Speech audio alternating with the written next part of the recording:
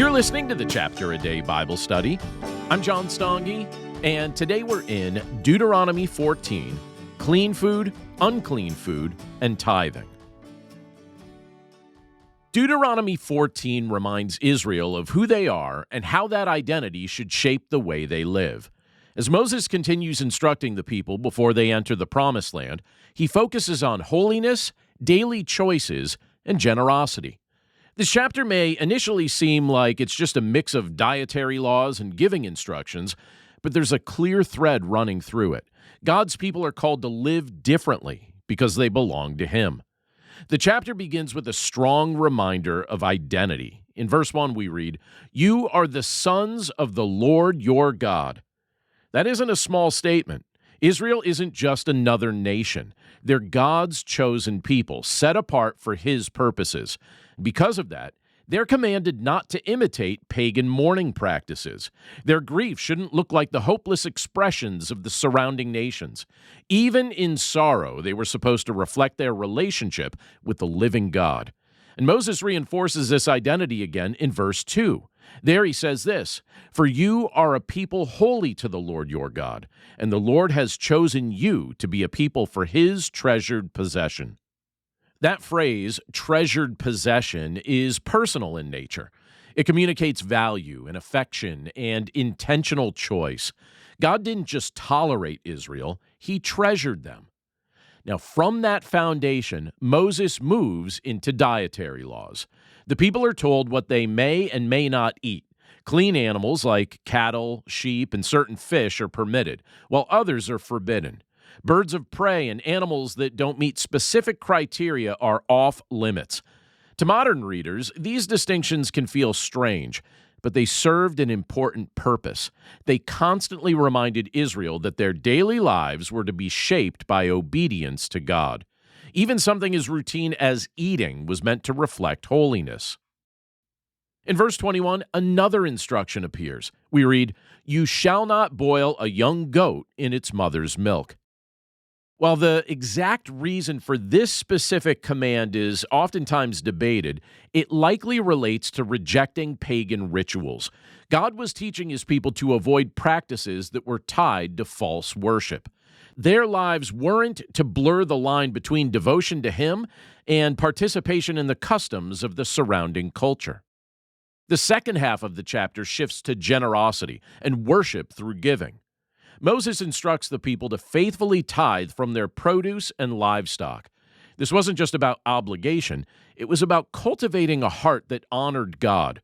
Verse 23 explains the purpose very clearly. There it says this, "And you shall eat before the Lord your God, that you may learn to fear the Lord your God always."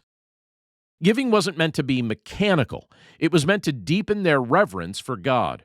It reminded them that everything they had came from Him.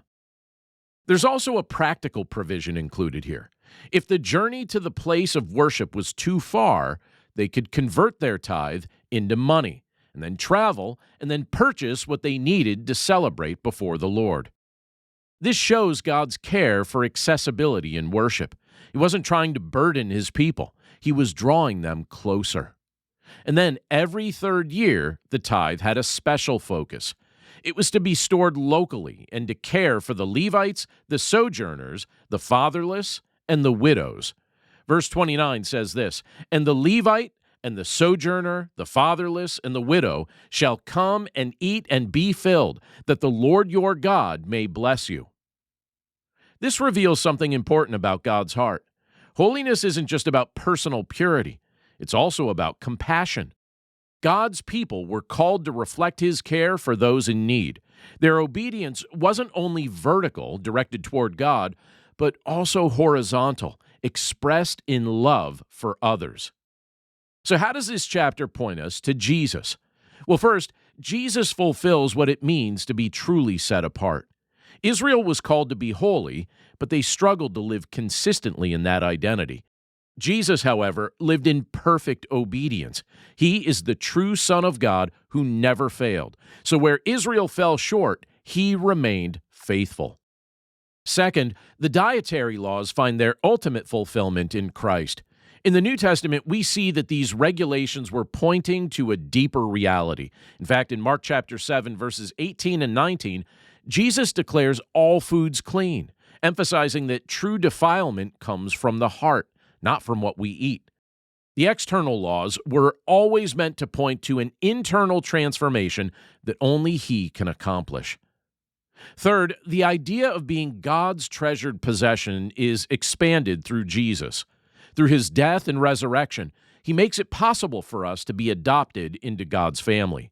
We're no longer defined by distance from God, but by relationship with Him.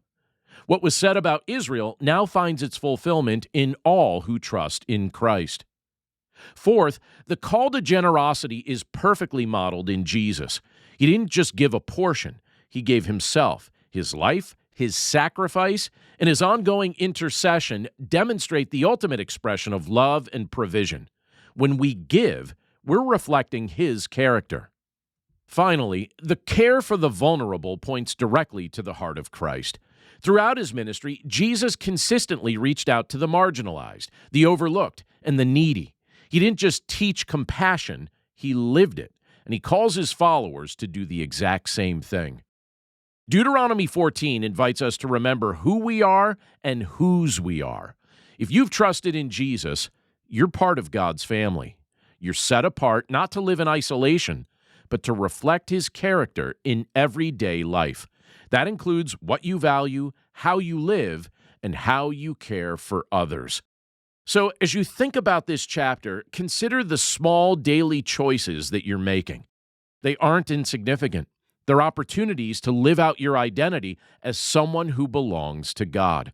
And as you do, you're pointing others to Jesus, the one who perfectly fulfilled what this chapter calls us to be. Thanks again for listening to today's episode of the Chapter a Day Bible Study. For more resources to help you in your walk with Christ and your understanding of the Bible, please visit my website at BibleStudyHeadquarters.com. And if you'd like to partner with me by becoming a supporter of this ministry, you'll see a few options to do so, again, at BibleStudyHeadquarters.com or in the description of this episode. As always, thank you for your prayers, thank you for your support, and thank you for your willingness to share this content with others. Have a great day, and I'll see you again right here tomorrow.